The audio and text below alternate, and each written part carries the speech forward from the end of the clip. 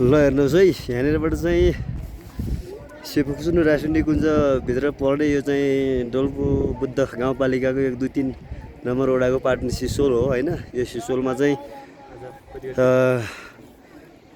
राष्ट्रिय निकुञ्जबाट समितिहरू अथवा यहाँको उपभोक्ता समिति अथवा गाउँको समितिहरू लगायत राष्ट्रिय निकुञ्जबाट खटिएका हाम्रो नेपाली सेना अथवा राष्ट्र सेवक साथीहरूले छोडिदिइसक्नु भएको छ। त्यहाँ पारिबाट हाम्रो सम्पूर्ण ग्रुपलाई, हाम्रो ग्रुप त नहुनु होइन, अहिले माथि जाँदासम्मलाई हामी ग्रुप नै मानौँ।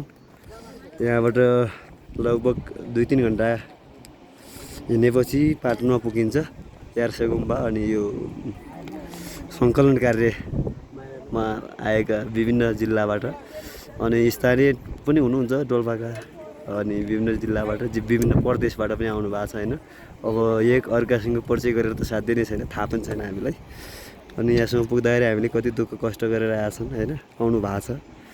अझै योभन्दा माथि अझै दुःख कष्ट हुन्छ, चिसो छ। अनि आफैले खाना बोक्नुपर्छ, चामल दाल नुन तेल हरेक कुराहरू आफै बोक्नुपर्छ। हेर्नुहोस्, नभएर तिरपाल पनि बोक्नु परिरहेछ।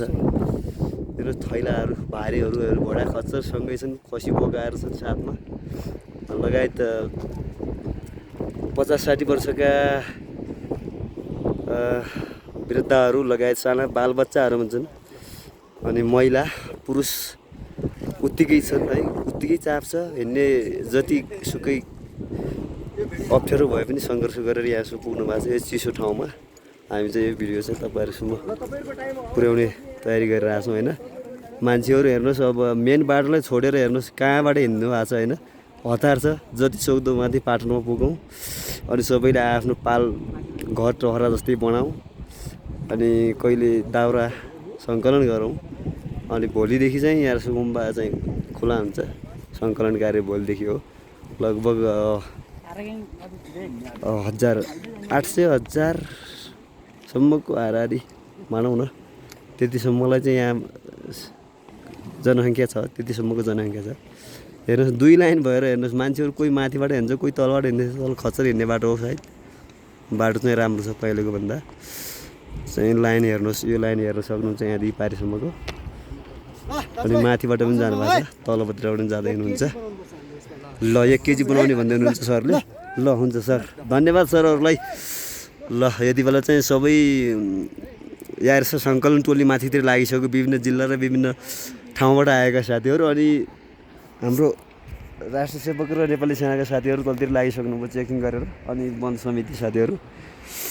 अनि यहाँ चाहिँ यो खोला, सिसोल खोला सायद माथि पाटनतिरबाट आएको होला। हिमाल हेर्नुहोस्, ढुङ्गा हेर्नुहोस्, यो ठाउँहरू हेर्नुहोस्।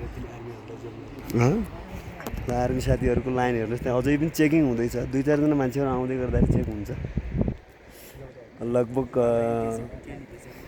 दुनैको सुली गाडदेखि नै यहाँ खटिनुभएका राष्ट्रिय निकुञ्जबाट पाल्नुभएका राष्ट्र सेवक साथीहरूको यो राम्रो सुरक्षा र राम्रो चेकिङ पछि हाम्रो टोलीहरू अथवा यहाँ सम्पूर्ण सिसोल खोलातिर यार्से गुम्बा सङ्कलन गर्ने टोलीहरू आफ्नो गन्तव्यतिर लागिसकेको छ।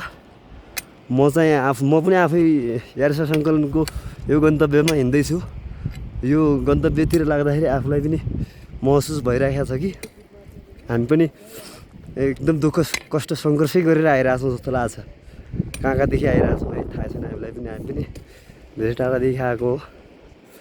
हेर्नुहोस्, जसरी घोडा खच्चरको लाइन थियो त्यसरी मान्छेहरूको भिडबाट त्यो लाइन देख्दा तपाईँहरूलाई लाग्न सक्छ हामी यार्से सङ्कलनकै लागि आएको हो, दुःख सङ्घर्ष गर्दै यो चिसो ठाउँमा।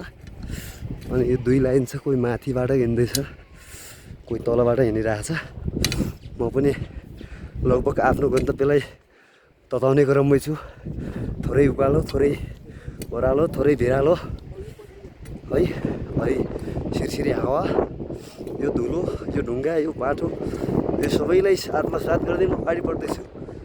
अनि खसी बोकाहरू खच्चरहरू सबै लिने काम छ। अनि म पछाडितिर हेर्छु एकचोटि, आउँदै हुनुहुन्छ धेरै साथीहरू। ल अब म चाहिँ भिडियोलाई अन्त्य गर्नुपर्छ।